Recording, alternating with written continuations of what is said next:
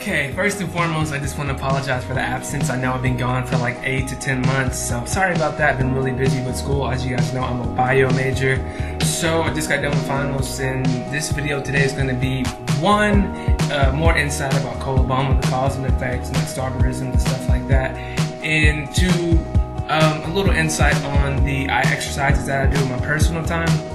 As you can see, I do suffer from Coloboma. It's in the back of my eye. But we'll touch upon that later. Right now, let's get started on more information for you guys. So let's go.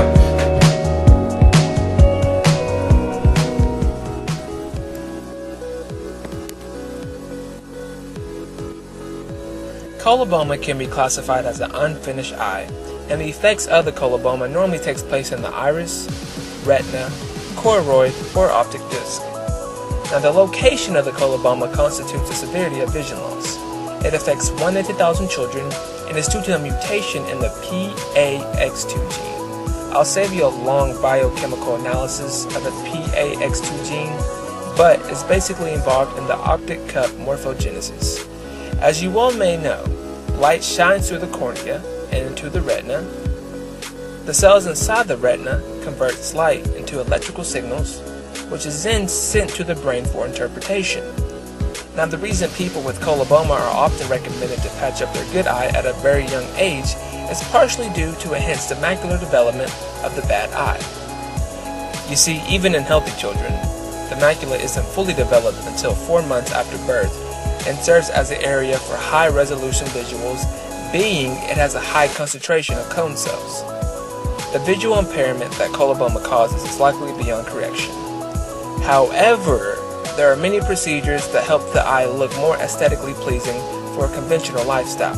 Hopefully one day I'll get the opportunity to study ocular regeneration to help aid in the fight for curing blindness. Alright, for this part of the video, I'm going to tell you about my eye exercises. I'm taking off my glasses. I actually have a prism on my glasses, which helps my eyes see straight as well.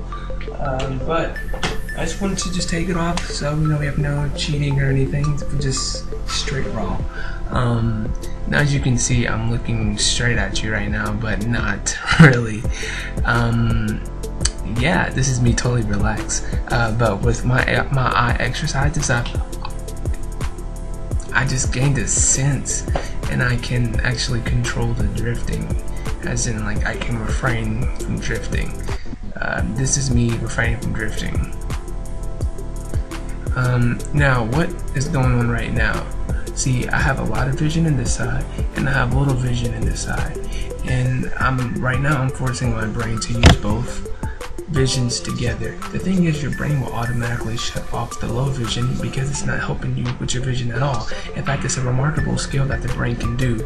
I can hold this for a long time, but it feels kind of weird and everything's a lot more blurry, and I probably couldn't drive like this.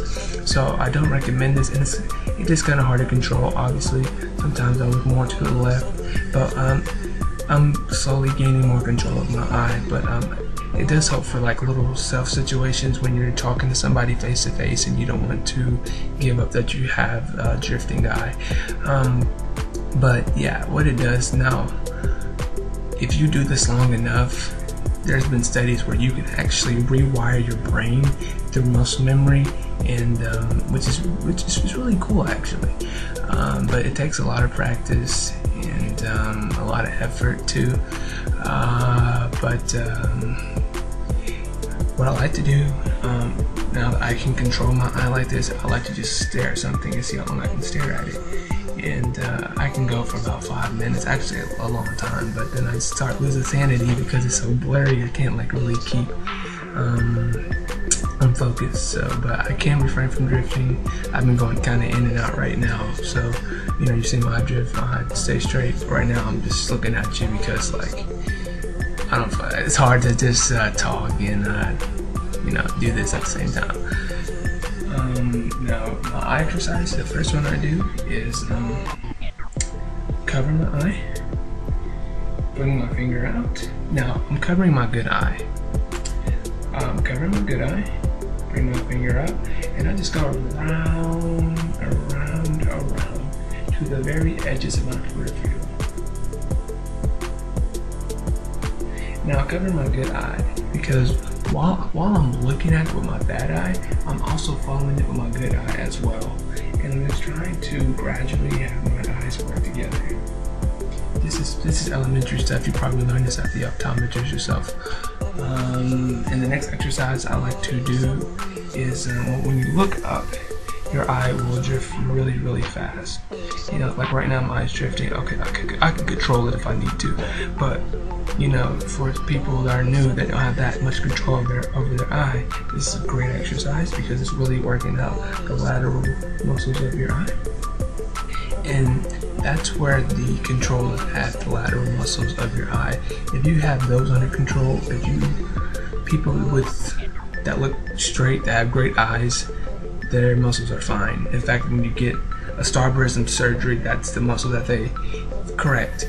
But one way you can work those out by looking up, because right here, it's just a natural tendency for your eye just to automatically drift. But put a hand over your good eye. Go out and in, just looking at it. And remember, you have to follow up with your good eye too. Even though it's covered, you should be able to sense where your finger will be at. So that helps out a lot too.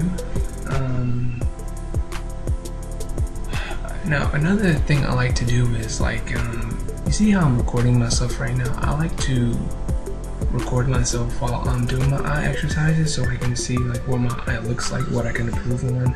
Am I going to, if I'm pushing my eye to the right too hard, or you know, and that's a good way to gain control. But you know, it takes a lot of practice. And but once you get the hang of it, you know, you can look people straight in the eye, just be like, and you get good at it.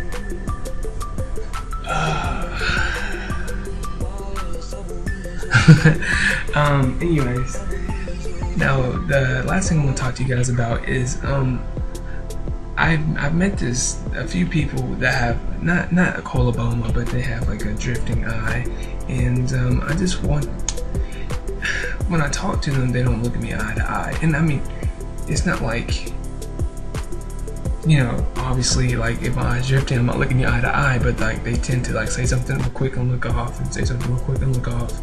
And honestly guys, people notice that. Like if you have a drifting eye, it is noticeable. And I think the worst thing people can do is try to hide something that's so noticeable. I struggled with that growing up because a lot of people used to make fun of me for my eyes, and you know, it makes you lose confidence. It makes you feel uncomfortable. You don't like looking somebody eye to eye. You might even not meet new people because it's kind of embarrassing that you can't look somebody eye to eye. But you know, one thing I've learned to do is just embrace it. That's the best thing you can do, is just be confident about yourself. You know, if you have this eye, like this is a card that you're dealt with, so deal with it. If you can't look somebody eye to eye, try your best. Don't try to hide who you are, because you can't change who you are. And obviously the confidence issue that leads you to be antisocial leads to other problems that you shouldn't have to worry about. You know, the older you get, the more people will just kind of just, you know, push you to the side. You know, when you're younger, obviously kids are like, are you looking at me? Are you looking at me? And you know, that's very just like, oh my gosh, so embarrassing. But you know, you just embrace it and you just laugh it off. If people are gonna say, yeah, hey, I have a lazy eye, you know, oh well. Just look people eye to eye. Don't feel ashamed of who you are, you know. And if you really just want to look somebody straight in the eye, do these eye exercises. They should help. I want you guys to try your own eye exercises, and let me know like how it's going in the comments. Also, one other thing I want to point out about eye exercises: if you can find something that's transparent,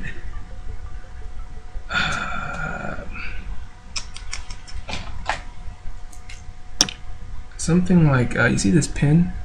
This isn't really a good example, but see, you can kind of see through the pen, but you can't really see through the pen. Like, it's not 100% transparent, but you can kind of see through it, and you can put it over your good eye. That helps both of your good eyes and your bad eye work together. But if you have something like that, that definitely will help.